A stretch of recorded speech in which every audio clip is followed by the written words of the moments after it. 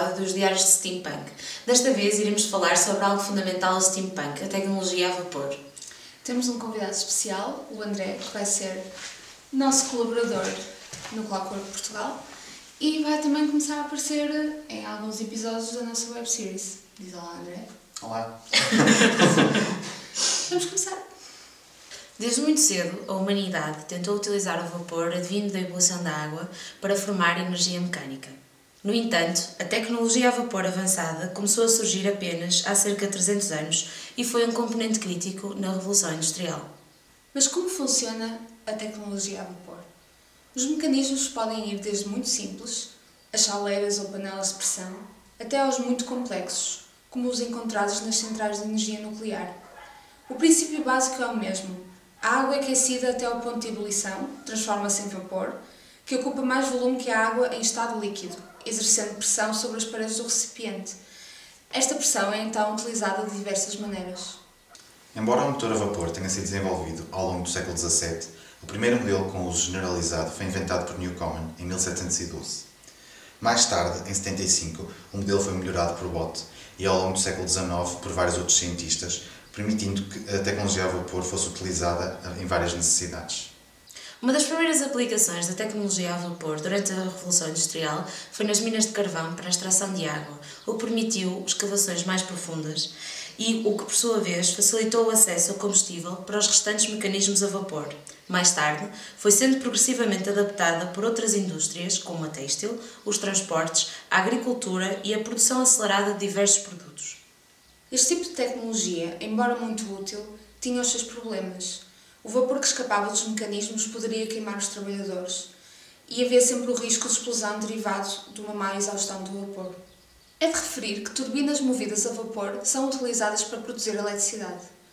Ainda hoje, a maior parte da eletricidade produzida deriva direta ou indiretamente da tecnologia a vapor, usando uma variedade de fontes de calor como a energia solar, a nuclear ou a geotérmica.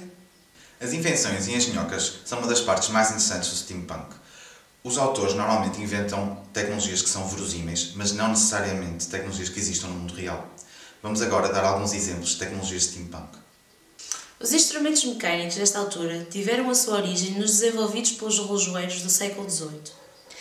E daí chamam-se clockwork, as máquinas com componentes como eixos e rodas dentadas. Em steampunk existem mecanismos clockwork altamente desenvolvidos. Podemos ter braços e corações movidos a engrenagens, como podemos ter máquinas de guerra que utilizam essa tecnologia. Autómatos são robôs com variados graus de autonomia. Foram desenvolvidos a partir do século XVIII, mas atingiram o seu máximo de popularidade a meados do século XIX. Eram essencialmente construídos com fins artísticos ou para entretenimento, com base em mecanismos clockwork. No entanto, nas histórias steampunk, existem muitas vezes autómatos com elevado grau de desenvolvimento e até inteligência artificial. O Difference Engine, ou motor diferencial, foi inventado por Babbage em 1822 e era um mecanismo que permitiria automatizar várias equações importantes tanto para navegadores como cientistas. Essencialmente, era uma calculadora mecânica. O seu sucessor, o Analytical Engine, ou motor analítico, era um computador mecânico e inspirou o livro The Difference Engine, de William Gibson e Bruce Sterling. Este computador só foi possível de ser construído em meados do século XX. No entanto, o livro explora o que teria acontecido se ele tivesse mesmo sido construído durante a época vitoriana. Iremos conversar acerca do livro The Difference Engine num próximo episódio dos Diários Steampunk. Entre dirigíveis, balões de ar quente ou até cidades flutuantes, o fascínio da humanidade pela possibilidade de voar é algo muito importante no steampunk. Os dirigíveis incluem zeppelins, blimps e outras naves, distinguindo-se dos balões por serem motorizados e, como o próprio nome indica, terem mecanismos que permitem controlar a direção que se segue. Estas naves existiram realmente, mas no steampunk são levadas a outro nível, dando origem a piratas do ar, ou cidades que são mantidas acima do sol pelo poder do vapor, ou até do éter, um suposto quinto elemento mais leve que o ar, que se acreditava existir acima da atmosfera terrestre e permear todas as coisas, sendo responsável pela propagação de ondas eletromagnéticas e outras forças. Para além das invenções, temos também de referir as diversas modificações que a comunidade do do-it-yourself steampunk fazem objetos do nosso dia-a-dia. É o caso das criações de Jake Von Slat, uma das mais conhecidas figuras da comunidade. Os seus computadores, guitarras e outras engenhocas têm inúmeros fãs em todo o mundo. Todos os tipos de coisas, consolas, secretários ou Daleks, podem ser adaptados para uma estética steampunk.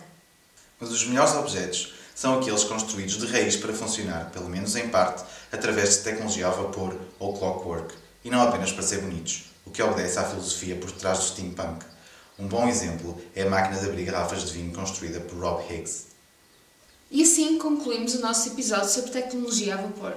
Esperamos que tenham gostado e, se quiserem saber mais curiosidades, nós partilhamos regularmente links na nossa página do Facebook e no Twitter. Obrigada por verem. Até ao próximo episódio.